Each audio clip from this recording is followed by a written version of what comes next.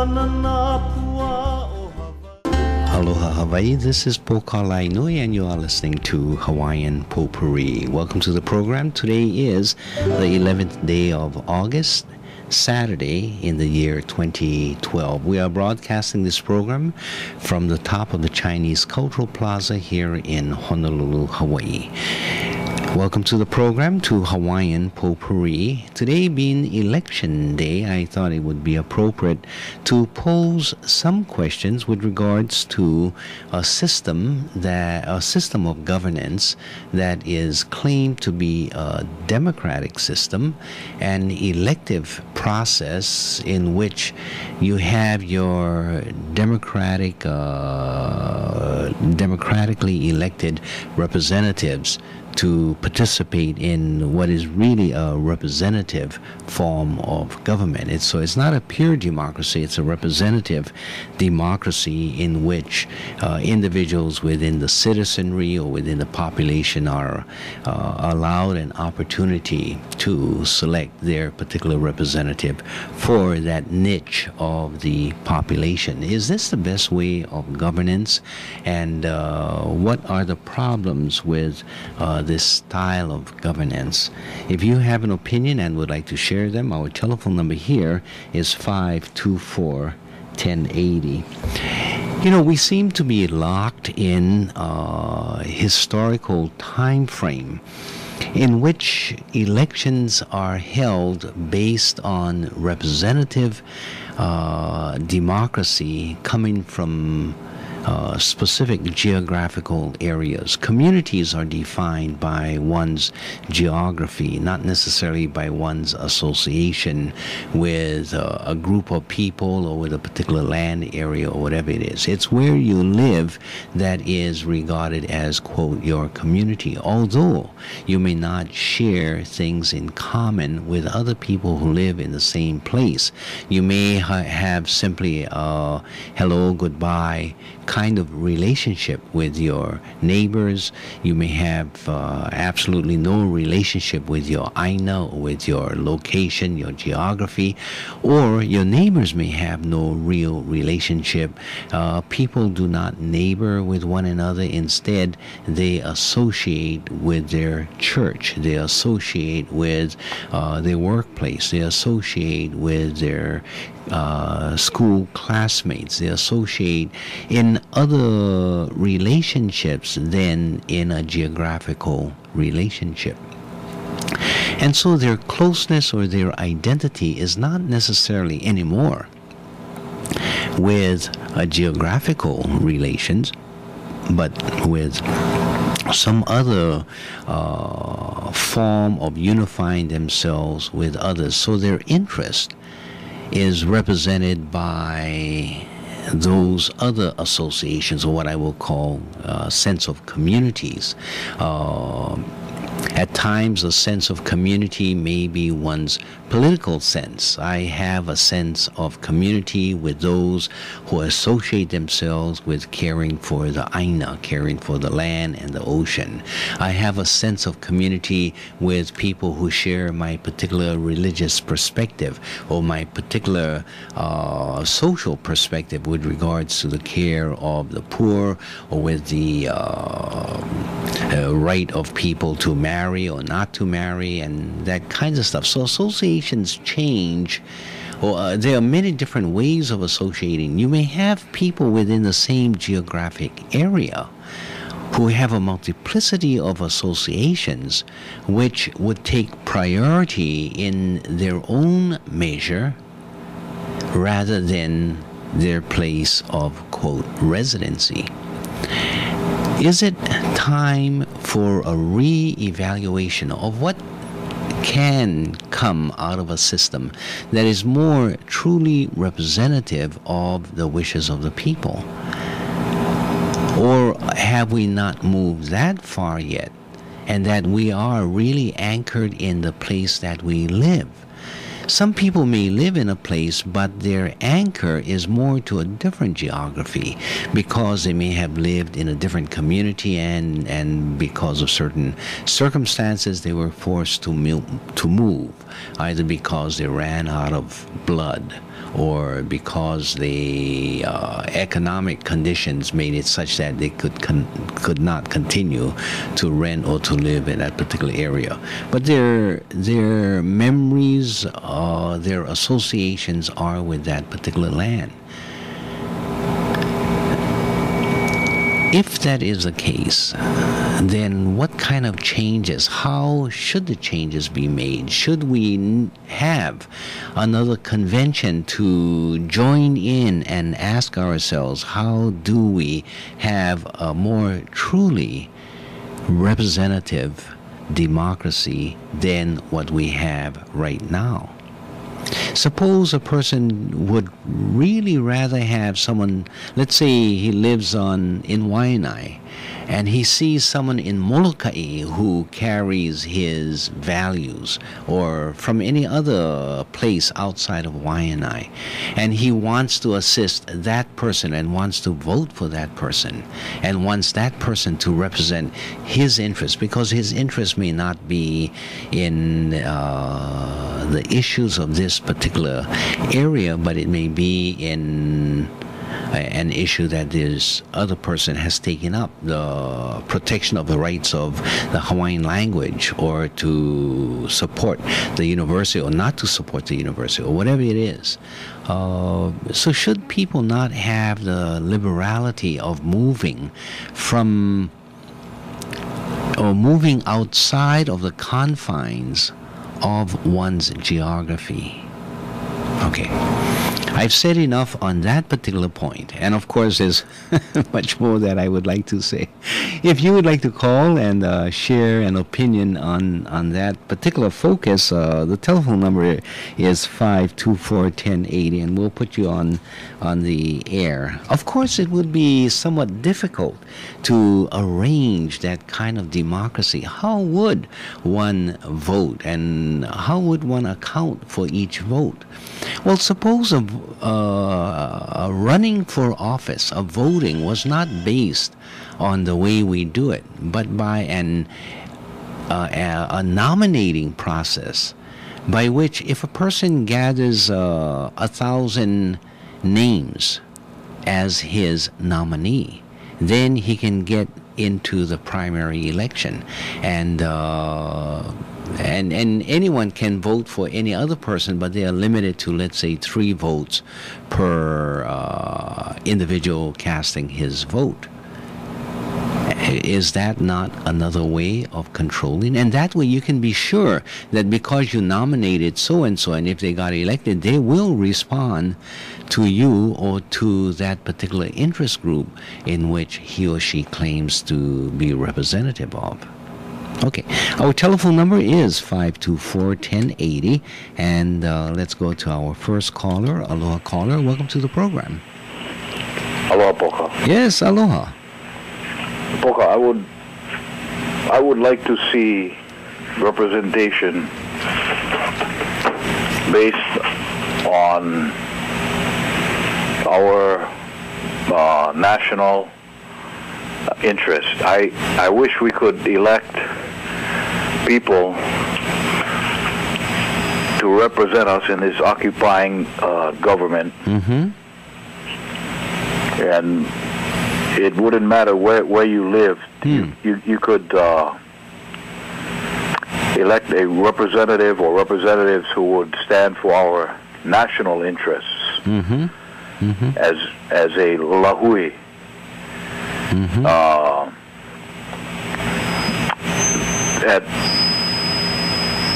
At the city council, in the state house, in the state senate. Mm-hmm.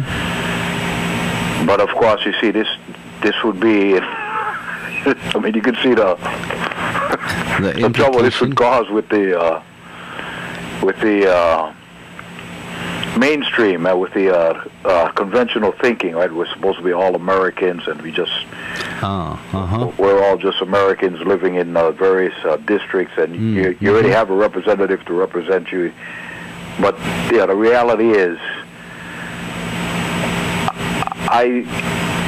very rarely do I see any action, even by our own Kanaka people in the government, in the state legislature, who, well, as one example, or even when Wahee was governor, that really advances our national interests. Take Wahee, for example. The best thing that I can think of that he did to advance our national interest was during the commemoration of 4 days in 1893. Yes. Actually, for that whole week, his order that the Amelika Hae not fly in the capital district, which they right on. But yeah, to me, that's the best thing he did in his whole 8 years as governor. But at least he did that. At least he, in a sense, spoke up for us. Yeah. But so much of what is happening when we see approval of development, so much of it is counter to our national interests. And we get run over because we are outnumbered, and we are outnumbered by people who have chosen to live here, who really don't have deep roots here, but they move here for, well, it has to do with money, yeah? And there's so many of them here, and that in order to accommodate them, they have their representatives in the government pushing for more housing and this rail project, right? To accommodate all of these people who really have no concern for our national interests. And we see some of our own people kind of cheering on these politicians who do this. Yeah. Like I see this past week, there was this big advertisement that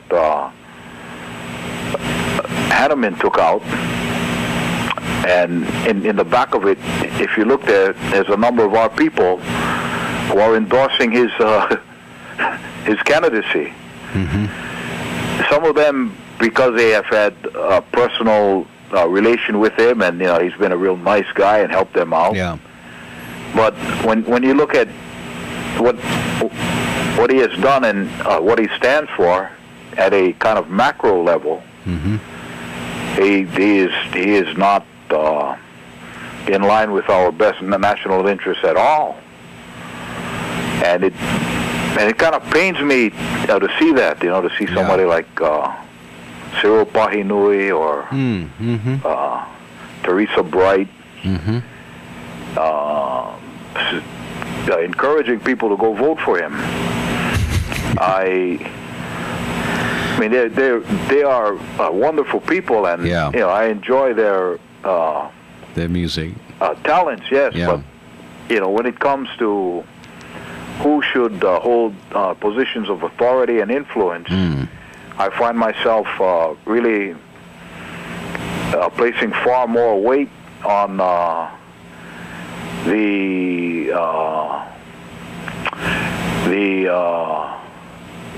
opinions of somebody like a Carol Cox, for example, right? He is Mulihini, but I get this sense that he has a greater sensitivity for what is really important to us than some of our own people do, sad to say, yeah?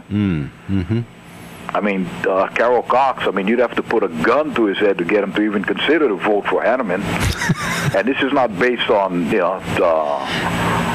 spurious reasons. I mean, the man knows firsthand, and to the man's record in office, I will never forget, I saw this one thing on Hanneman that was really revealing, and you rarely see this, on public officials.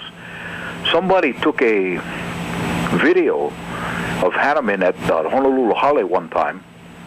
This was a few years ago while he was mayor, if you recall, at the time there was this Stop Rail or Stop Rail Now coalition.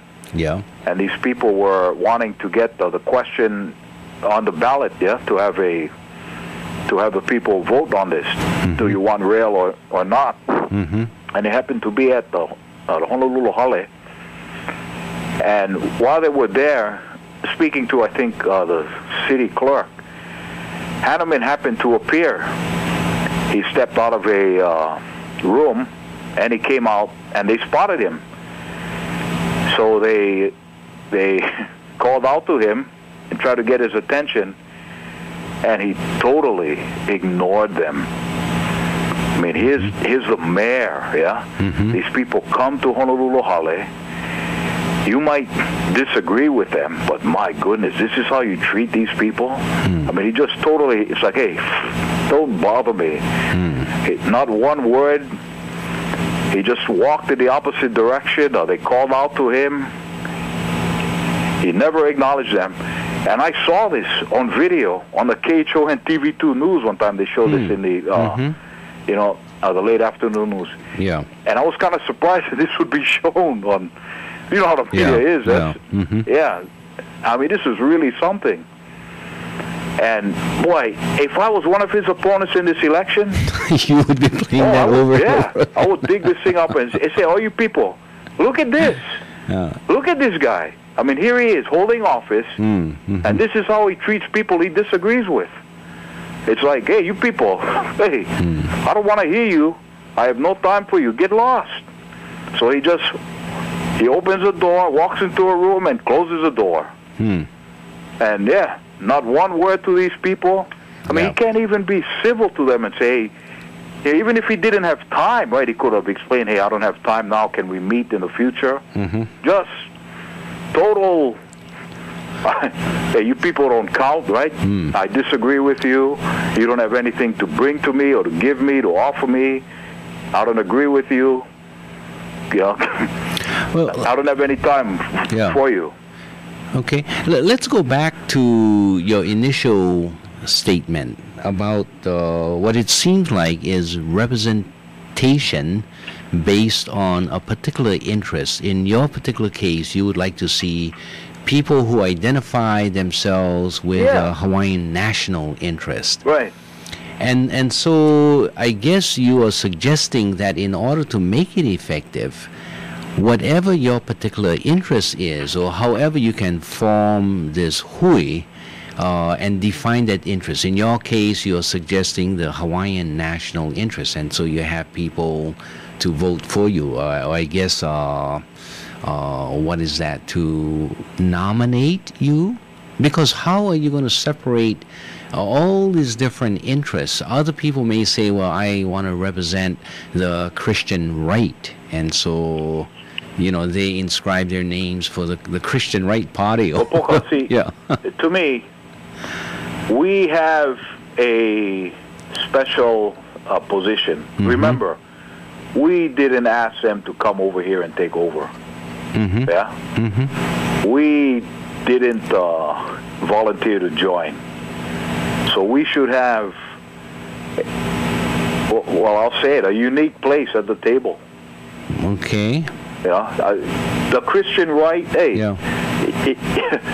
the Christian right, look, you don't have the same position, huh? I mean, you didn't have your own enclave, or you were on your own, and Uncle Sam, right, as he's called, just reached out over the thousands of miles and oceans and grabbed you unilaterally. Yeah, so what you're saying is that it's not a question of how many people you can get to sort of nominate or stand behind you, but it's more weighted in terms of that particular interest that you raise. In one case, it's the Hawaiian national interest, not even the native Hawaiian interest, the Hawaiian national interest, and they should have a place on the ballot irrespective.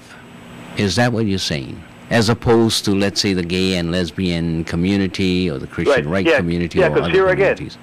Again, you see, all these other groups that you can name, they weren't here They don't have the historical with their own claim. State. Yeah. You see, we. In fact, I won't even say we were, but we are. Mm-hmm. We are since 1843, and that gives us a special place. And frankly, right, those who don't like it, hey, you know what you can do, right? Would you say that the Office of Hawaiian Affairs, given a special place within the state government, a constitutionally cut out place, this is your fourth arm of government, would you say that is an adequate meeting of that historical foundation that the Hawaiian Nationals should have, or is that inadequate to meet what you consider to be what should be appropriate? Yeah, it's inadequate because they are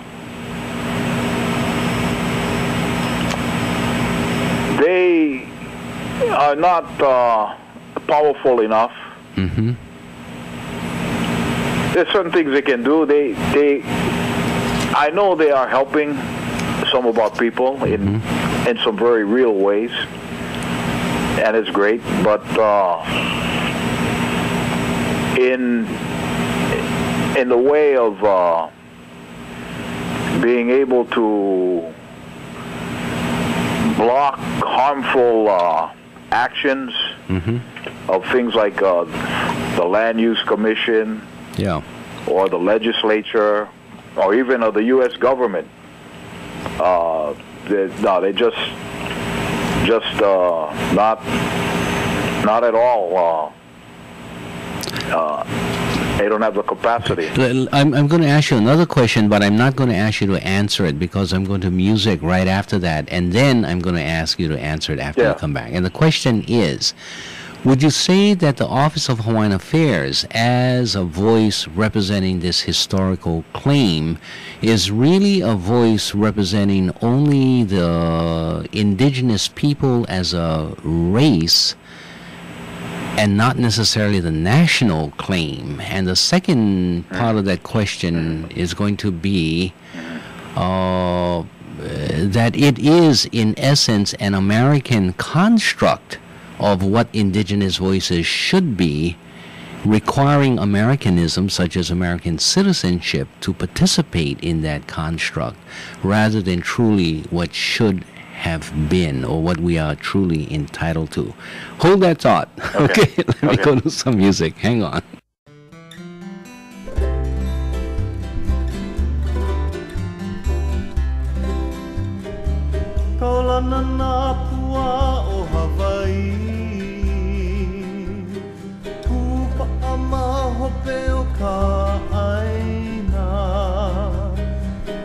Mai ka elele o ka loko ino, pala pala anunu me ka paka.